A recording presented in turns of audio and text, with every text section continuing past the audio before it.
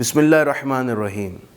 اللہ کے رسول صلی اللہ علیہ وآلہ وسلم فرماتے ہیں، خیر اعمامی حمزہ، تو مجھے اپنے تمام چچاؤں میں سب سے زیادہ محبوب اور عزیز حضرت حمزہ ہیں۔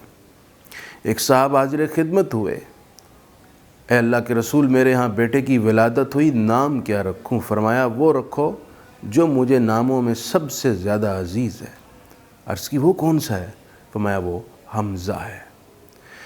اللہ کے حبیب علیہ السلام نے یہ بھی فرمایا، ہم بنی ہاشم کے 6 افراد ایسے ہیں جو سب کے سب اہل جنت کے سردار ہیں۔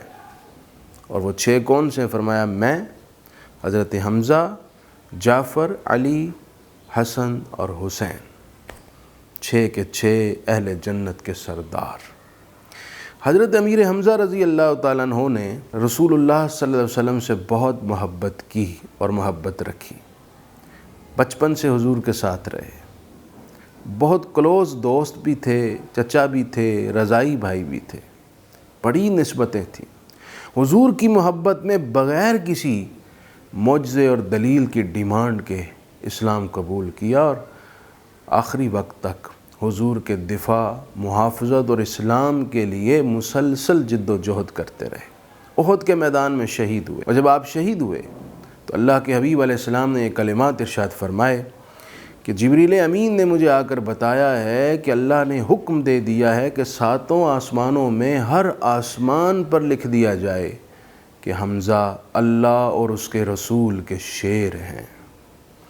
حضرت امیر حمزہ رضی اللہ تعالیٰ عنہ کی 70 مرتبہ نماز جنازہ اللہ کے حبیب علیہ السلام نے ادا فرمائی۔ وہ اس طرح کہ ہر شہید کے ساتھ آپ کے جسم اقدس کو رکھا جاتا۔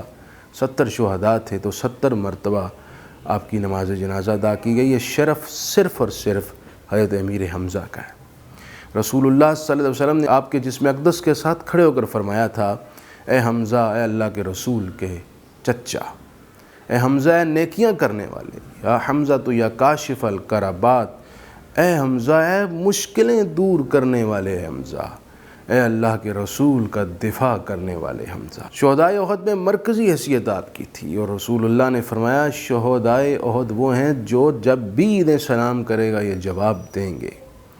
اور یہ بھی فرمایا کہ شہدائے احد کی روحیں اللہ کے عرش کے نیچے نور کی قندیلوں میں رہتی ہیں۔